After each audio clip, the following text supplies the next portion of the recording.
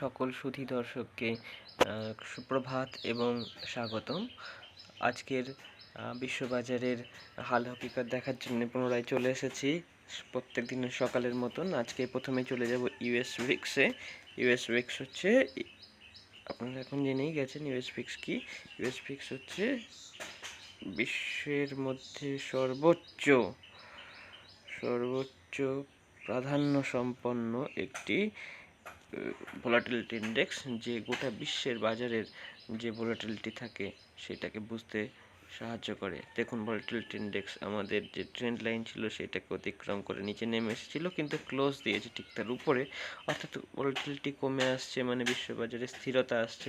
স্থিরতা আসলেই দেখা যাবে যে ইকুইটি মার্কেটগুলো সুন্দর পারফর্ম করছে এবং উপরের দিকে যাচ্ছে। আপনার কেনা স্টকগুলো যেগুলো লাল হয়ে এসেছিলো সেগুলো ক্রমশ সবুজের দিকে যাবে, সেক্ষেত্রে অ্যাভারেজ করাটা ঠিক হবে। এরপরে চলে যাব ইউএস উইক্সের পরে ইউএসের 10 ইয়ার বন্ড ইল্ডে যেমন কথা হয়েছিল, দেখুন যে 20 মুভিং অ্যাভারেজকেও কিন্তু রেজিস্ট্যান্স হিসেবে দেখবে এবং তাই দেখেছে, রেসপেক্টও করেছে। এরপরে প্রাইস অ্যাকশন হয় এই মেক অর ব্রেক লেভেল, যেটা সাদা লাইন আছে, সেখানে আপনারা এসে একবার রেস্ট নিতে পারে। এখানে দেখুন একটি জিগজ্যাগ প্যাটার্ন তৈরি হচ্ছে এবং এখানে ক্রমশ একটা, যদি আমি দেখি, এটা ডিসেন্ডিং ট্রায়াঙ্গেল প্যাটার্নও দেখা যাচ্ছে। একটু ড্র করার চেষ্টা করছি ডিসেন্ডিং ট্রায়াঙ্গেলটা কেমন। দেখুন এক্সটেন্ডেড, যদি আমি এইখানে দেখুন, এবার দেখেছেন এইটি একটি ট্রায়াঙ্গেল তৈরি হচ্ছে এবং একটু ব্রেকআউট না হওয়া পর্যন্ত মুভমেন্ট সেভাবে আসবে না। হয়তো এরপরে এই ট্রেন্ড লাইনটিকেও এখনও ফলো করতে পারে। এরপরে ইউএস 10 ইয়ার বন্ড ইল্ডের পরে চলে যাবো ডাউ জোন্স। যেহেতু আমরা বললাম না যে ইকুইটি মার্কেটগুলোতে স্থিরতা আসছে, সুতরাং বুলিশ প্রাইস অ্যাকশন দেখা যাচ্ছে। ফ্ল্যাগ প্যাটার্নকে কিন্তু ব্রেকআউট করে চলে গেছে। আমাদের টার্গেট ইনট্যাক্ট আছে 34,324, অর্থাৎ 34,300 লেভেলের দিকে। এরপরে S&P 500 একই গল্প হবে, একই গল্প হয়েছে। উপরের দিকে গেছিলো, একটু উপরের দিকে একটু সেলিং আসছে। ওই সেলিংটা কনজিউম করে নিলে, মানে সেলিংটা গ্রহণ করে নিলে ভালো করে, যখন অ্যাবসর্ব করা হয়ে যাবে তখন কিন্তু টার্গেটের দিকে যাবেই। এরকম আমাদের যাবেই এরকম বলা যায় না, কিন্তু আমাদের একটি ধারণা যে এই সেলিংটা যদি অ্যাবসর্ব হয়ে যায়, এই লেভেলটা সেলিংটা অ্যাবসর্ব হয়ে যায়, অর্থাৎ 41-34 লেভেলে যদি অ্যাবসর্ব হয়ে যায়, তারপর আরও 1% যাওয়া কিছু ব্যাপারই নয় এর কাছে। এরপরে চলে যাব ন্যাসড্যাকের সিম্বল হলো US 100। ন্যাসড্যাক একটু নিচের দিকে আসছে, ইউএস টেক স্টকগুলো নিচের দিকে আসছে এবং এতে ঘাবড়ানোর কিছু নেই। এটা 20 মুভিং অ্যাভারেজের কাছাকাছি একবার আসবে, এসে সাপোর্ট নেবে, এটাই তো স্বাভাবিক।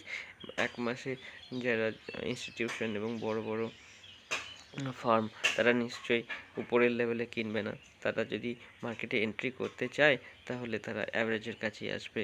1 মান্থের এবং মোটামুটি 1 মাসের মুভিং অ্যাভারেজ হচ্ছে 20 ডে মুভিং অ্যাভারেজ, কারণ 20 ডে মোটামুটি 20-22 দিনই থাকে ট্রেডিং ডেজ।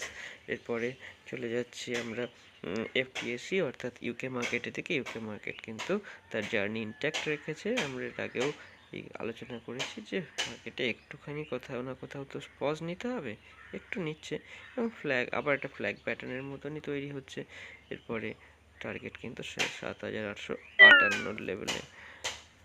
এরপরে চলে যাব এফটিএসির পরে ইন্ডিয়া ভিক্স নিচের দিকে এসেছে, অর্থাৎ ইকুইটি মার্কেটে আরও স্থিরতা দেখা যাচ্ছে, মার্কেট উপরের দিকে যাওয়ার সম্ভাবনা প্রবল। এরপরে চলে যাব ভারতের 10 বছরের বন্ড ইল্ডে। দেখুন এই রেজিস্ট্যান্স লাইনের ধারে কাছেও যায়নি, ক্রমশ নিচের দিকে আসে। এসব নিচের দিকে আসা ইকুইটি মার্কেটের জন্য মঙ্গলজনক। এরপরে চলে যাব এসজিএক্স নিফটি কিন্তু দেখুন আমাদের টার্গেটের একদম কাছে চলে এসেছে, হয়তো টার্গেটকে আজই হিট করে যাবে এসজিএক্স নিফটি।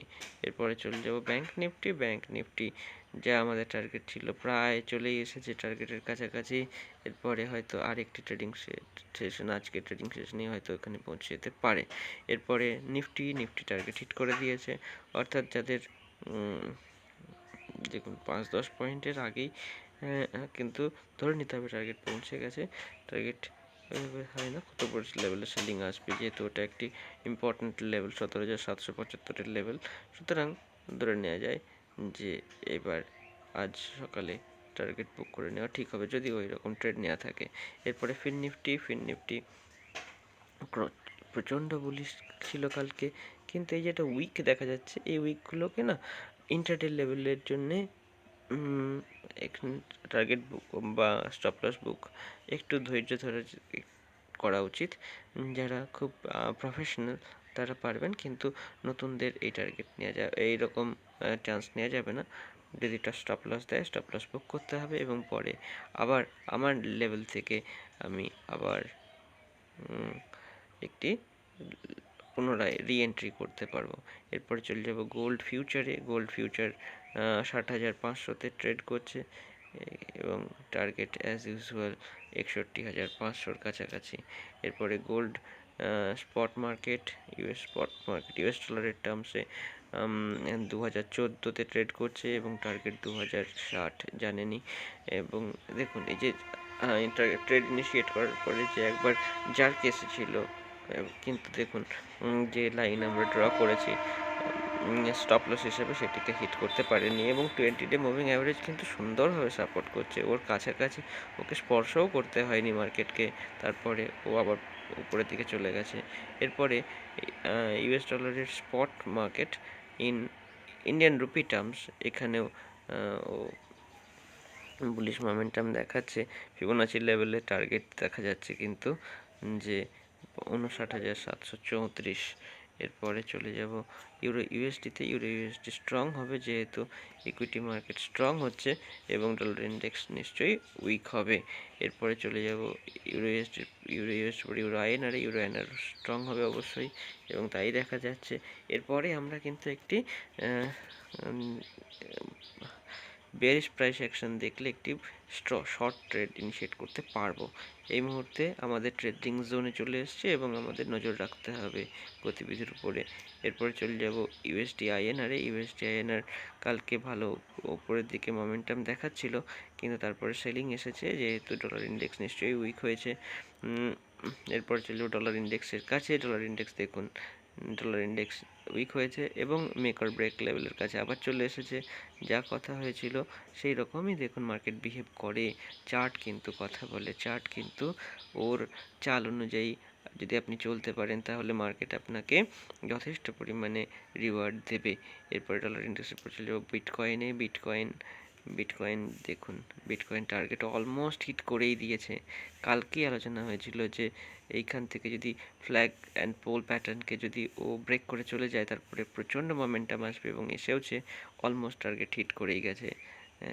এরপরে চলে যাব বিটকয়েনের পরে ইথেরিয়াম কনসলিডেট করছে, মেক অর ব্রেক লেভেলের কাছে একবার মার্কেটকে আসতে দিন, তারপরে টার্গেট 2001 মাথায় রেখে, অর্থাৎ 2000 মাথায় রেখে, টার্গেট মাথায় রেখে আপনি একটি লং ট্রেড ইনিশিয়েট করতে পারবেন। এরপর চলে যাবো বল্টিক ড্রাই ইন্ডেক্স একটু নিচের দিকে এসছে সামান্য, এবং এটি স্বাভাবিক, কারণ ওকে তো একটু রেস্ট নিতে হবে, এবং আবারও হয়তো 20-ডে মুভিং অ্যাভারেজের কাছেই ও সাপোর্ট নিয়ে পড়ে যাবে, একটি ডাব্লু প্যাটার্ন তৈরি হবে তখন, এবং তখন ডাব্লু প্যাটার্ন যখন ব্রেক করবে, তখন আবার উপরের দিকে যাবে ভেবে ইকুইটি মার্কেটে আমি লং ট্রেড নিতে পারবো। 1597 লেভেল একটি স্ট্রং লেভেল, সেই লেভেলটিকে ক্রস করার জন্য একটু অপেক্ষা করুন। তারপরে চলে যাব ইন্টারডে চার্ট, ব্যাংক নিফটি 5 মিনিটের চার্ট, সেখানে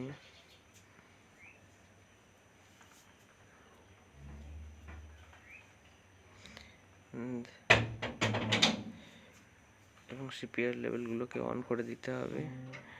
দেখা যাক আগামীকাল, গতকাল কি হয়েছিল। গতকাল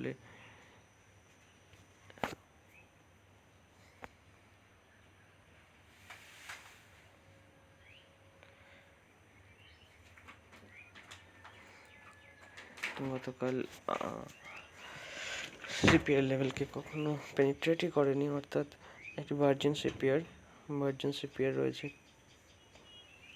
এবং কালকে বুলিশ টু সাইডওয়েজ মার্কেট ছিল। এরপরে চলে যাব নিফটিতেও ভলাটিলিটি বেশি ছিল এবং নিফটির ক্ষেত্রেও সিপিআর লেভেল আনপেনিট্রেটেড অর্থাৎ ভার্জিন সিপিআর, যেটা আজকে সাপোর্টের কাজ করবে ক্রম। এবং ফিননিফটিও সাইডওয়েজ টু বুলিশ ছিল এবং এর ক্ষেত্রেও সিপিআর লেভেল আনপেনিট্রেটেড ভার্জিন সিপিআর। আজ যেহেতু সিপিআর লেভেল একটু উপরের দিকে থাকবে, সুতরাং আজকের সিপিআর লেভেল এবং গতকালের সিপিআর লেভেল উভয় ক্ষেত্রেই এটি একটি গুরুত্বপূর্ণ সাপোর্টের কাজ করবে। সুতরাং আজ এই পর্যন্তই। ভালো থাকবেন এবং সাবধানে ট্রেড করবেন। ধন্যবাদ।